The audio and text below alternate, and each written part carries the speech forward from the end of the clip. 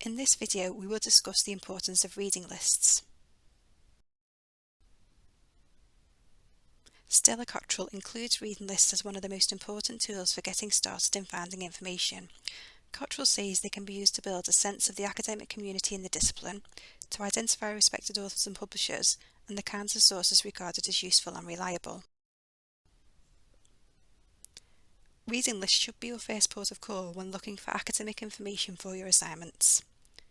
They help save you time during the research process and can lead to students achieving successful grades. An online reading list offers effortless access to material which can be filtered by category. Students can access the full unit reading list from the right-hand block of Moodle. In some cases, weekly sections of a reading list are embedded in weekly sections of Moodle.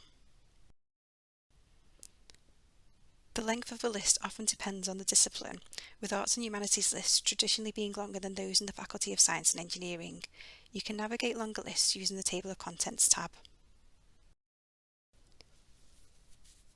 The items on a reading list have been specifically chosen by the academics teaching the unit to align with the unit outcomes.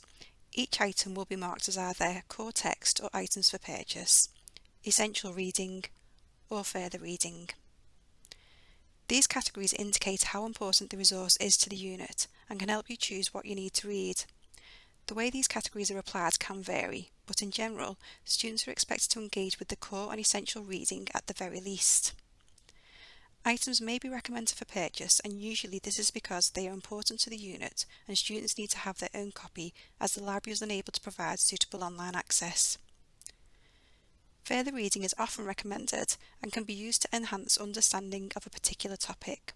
However, for the purposes of your assignment, you can select which further reading sources are most relevant, or ask your tutor for help in selecting them, and combine using those with sources located by undertaking any individual research required for your assignment.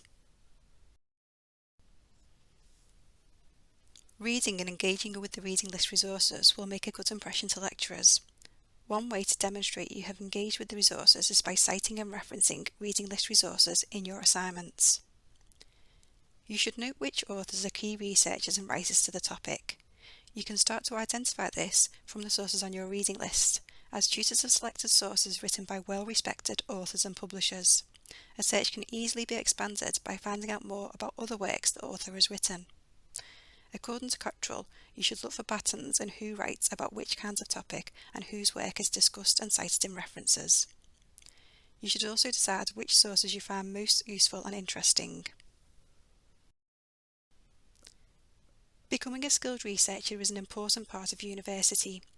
Reading lists can point you towards additional insightful sources that aren't included in your reading list. For example, it's always worth checking the references at the end of an item. These provide an easy way of expanding research and finding out more about a topic. As mentioned earlier, your assignment may require you to undertake independent research too.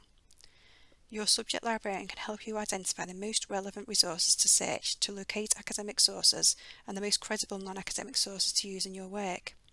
This will also demonstrate to lecturers that you've read the sources suggested and gone beyond them to be a more effective researcher.